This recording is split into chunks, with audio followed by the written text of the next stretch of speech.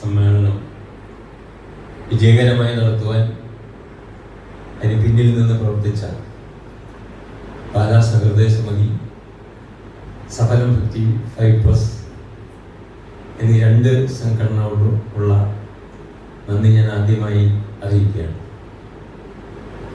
അതോടൊപ്പം തന്നെ വളരെ പ്രതികൂലമായ സാഹചര്യങ്ങൾ നേരിട്ടുകൊണ്ട് ഈ പുസ്തക സമാഹാരങ്ങളുടെ 3 വോളിയം പബ്ലിഷ് ചെയ്യുന്നതിൽ വളരെ ക്ലേശപൂർണമായ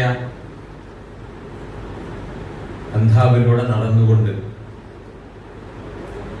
ശ്രീ ബാബുരാജൻ അതൊരു നിയോഗം പോലെ ഏറ്റെടുക്കുകയുണ്ടായി. അതിനുള്ള പ്രത്യേകമായ സന്തോഷവും അഭിനന്ദനവും അദ്ദേഹത്തെ ഞാൻ അറിയിക്കുകയാണ്.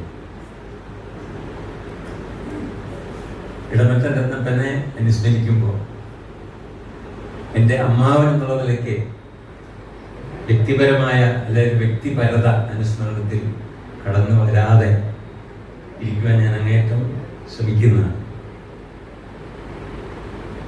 അദ്ദേഹം ജനിച്ച് ജീവിച്ച കാലഘട്ടം 1936 മുതൽ ഇങ്ങോട്ടുള്ള ഏതാണ്ട് 86 വർഷക്കാലത്ത് അദ്ദേഹം നടന്നുപോയ വഴികൾ തീർച്ചയായും അത്ര സുഗമമായ വഴികളായിരുന്നില്ല. അത് ധാരാളം വെല്ലുവിളികൾ നേരിട്ട ഒരു ബാല്യ കൗമാരകാലവും അതിനുശേഷമുള്ള യൗവനകാലവുമൊക്കെ എൻ്റെ മനസ്സിൽ ഇങ്ങനെ കടന്നു വരുന്നുണ്ട്. പരിമിതമായ ജീവിത സാഹചര്യങ്ങളോട് ഏറ്റുമുട്ടിക്കൊണ്ട് പഠനം പോലും ഒരു വെല്ലുവിളിയായി തീരുന്ന ഒരു കാലഘട്ടത്തിൽ, ആ കാലഘട്ടത്തെക്കുറിച്ച് ഇപ്പോഴത്തെ ചെറുപ്പക്കാർക്ക് പറഞ്ഞാൽ മനസ്സിലാവില്ല.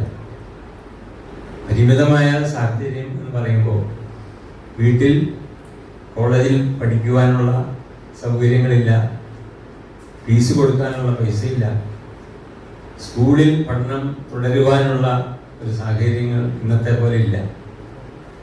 ബസ്സുകളും വാഹന സൗകര്യങ്ങളും ഇല്ലാതിരുന്ന കാലത്ത് ഇടമറ്റത്ത് നിന്ന് സെന്റ് തോമസ് ഹൈസ്കൂളിലേക്ക് ഏതാണ്ട് 8 കിലോമീറ്ററോളം, കുറച്ച് ചുരുക്കിയാണ് ഞാൻ പറയുന്നത്, 8 അതിൽ കൂടുതൽ വരും നമ്മുടെ സെന്റ് തോമസ് കോളേജിലേക്ക്. അവിടെ പഠിച്ച ഏതാണ്ട് 5-8 വർഷങ്ങൾ അദ്ദേഹം കാൽനടയായി ഇടമറ്റത്ത് നിന്ന് രാവിലെ പുറപ്പെട്ട് വൈകുന്നേരവും കാൽനടയായി തിരിച്ചു നടന്ന്, അതും കാലിലൊരു ചെരുപ്പ് പോലും ഇല്ലാതെ അത്രത്തോളം കഷ്ടപ്പാട് സഹിച്ചുകൊണ്ട് ഒരാൾ നടന്നു പോയി പഠിച്ചു എന്ന് പറയുമ്പോൾ പുതിയ തലമുറയിലെ കുട്ടികൾ വിശ്വസിക്കുമോ എന്ന് എനിക്ക് സംശയമാണ്. അത്രത്തോളം ഒരു വെല്ലുവിളികളെ നേരിട്ടുകൊണ്ടാണ് ആ തലമുറ ജീവിതത്തെ നേരിട്ടത്. ഏതാണ്ട് 50-കൾക്ക് ശേഷം അല്ലെങ്കിൽ 48-ന് ശേഷം, സ്വാതന്ത്ര്യത്തിന് മുമ്പ് ജനിക്കുകയും അതിനുശേഷം ജീവിക്കുകയൊക്കെ ചെയ്ത ആളുകൾക്കുള്ള അനുഭവ തീക്ഷ്ണമായ ഇന്നലകൾ തീർച്ചയായും നമ്മെ കോരിധരിപ്പിക്കേണ്ടതാണ്.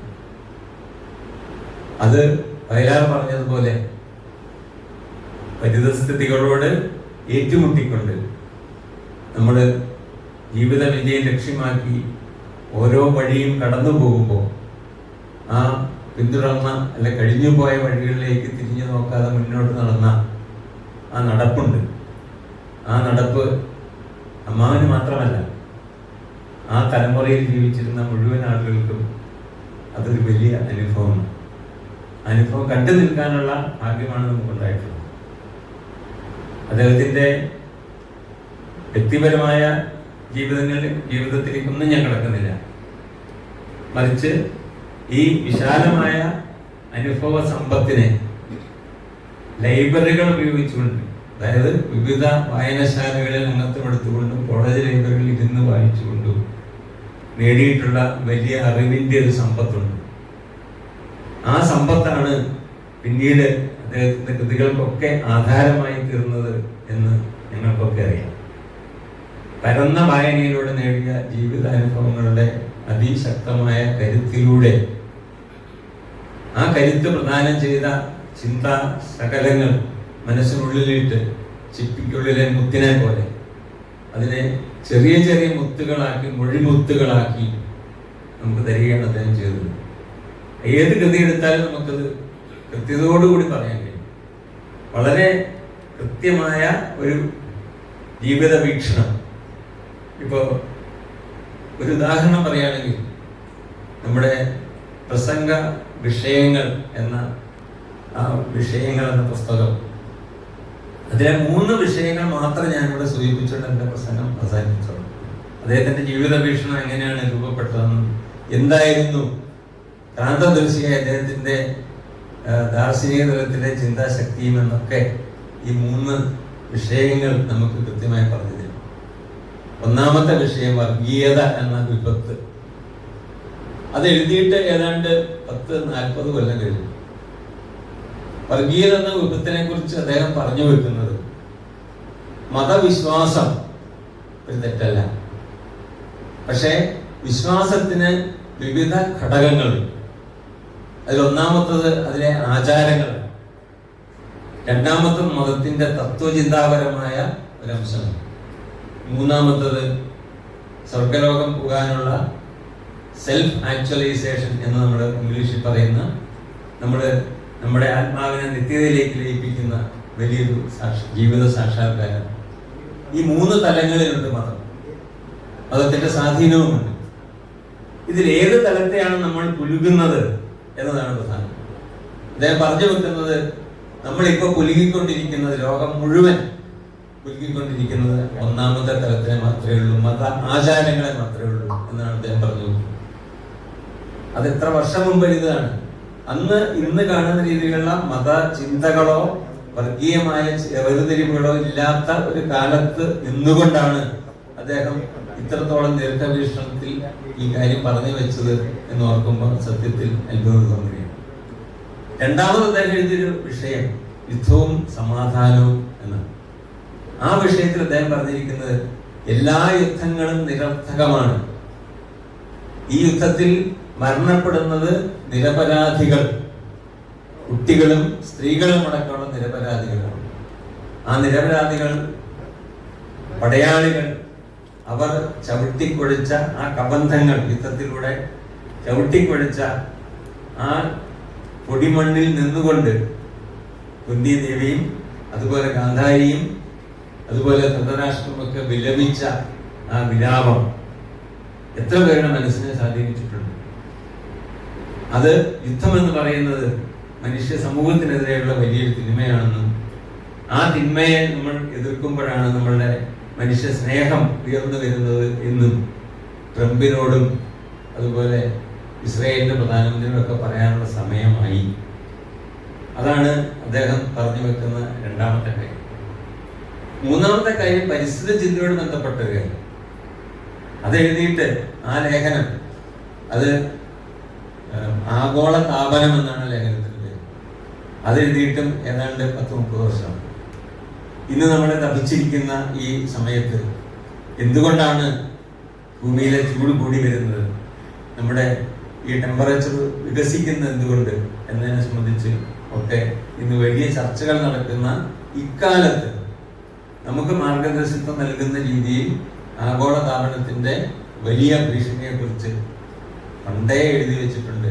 ഞാനിതൊരു മേനി പറയുന്നതിന് വേണ്ടി പറയുകയല്ല. ആ ലേഖനങ്ങൾ ഒന്നാമത്തെ സമാഹാരത്തിലുണ്ട്. അത് വായിച്ചു നോക്കിയാൽ മനസ്സിലാകും എത്ര പ്രാന്തദർശിത്വമുള്ള ഒരു എഴുത്തുകാരനായിരുന്നു അദ്ദേഹം.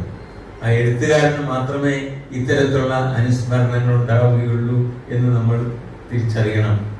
അതുകൊണ്ട് തന്നെ അദ്ദേഹത്തെ അനുസ്മരിക്കുന്ന ഈ വേളയിൽ നമ്മെ സംബന്ധിച്ചിടത്തോളം അദ്ദേഹത്തിൻ്റെ സ്മരണകൾ എക്കാലത്തും മുന്നോട്ട് നടക്കാനുള്ള ഒരു പ്രചോദനമായി തീരട്ടെ എന്നാണ് എനിക്ക് ആശംസിക്കാനുള്ളത്. ഞാൻ ഒരു സന്ദർഭം കൂടി പറഞ്ഞുകൊണ്ട് അവസാനിപ്പിച്ചോളാം. അദ്ദേഹത്തിൻ്റെ ജീവിതത്തിൻ്റെ അവസാന കാലഘട്ടത്തിൽ നടക്കാൻ വയ്യാതെ, എഴുന്നേൽക്കാൻ വയ്യാതെ, 2 കണ്ണുകൾക്കും കാഴ്ചയില്ലാതെ, ചെവി കേൾക്കാതെ, 2 ചെവികളും കേൾക്കാതെ ഏതാണ്ട് 2-3 വർഷക്കാലം അദ്ദേഹം ജീവിച്ചിട്ടുണ്ട്. ആ ഒരു അവസരത്തിൽ അദ്ദേഹത്തെ സന്ദർശിക്കുമ്പോൾ അദ്ദേഹം പറഞ്ഞു വെക്കുന്നത് വീണ്ടും ജീവിക്കാനുള്ള ആഗ്രഹത്തെക്കുറിച്ചാണ്. മരണഭയത്തെക്കുറിച്ചല്ല, വീണ്ടും ജീവിക്കാനുള്ള പോസിറ്റീവായിട്ടുള്ള ചിന്താ ശകലങ്ങളാണ് അദ്ദേഹം നിങ്ങൾക്ക് പകർന്നു നൽകിയത് എന്ന് ഇപ്പോൾ ഞാൻ അത്ഭുതത്തോടെ ഓർക്കുകയാണ്.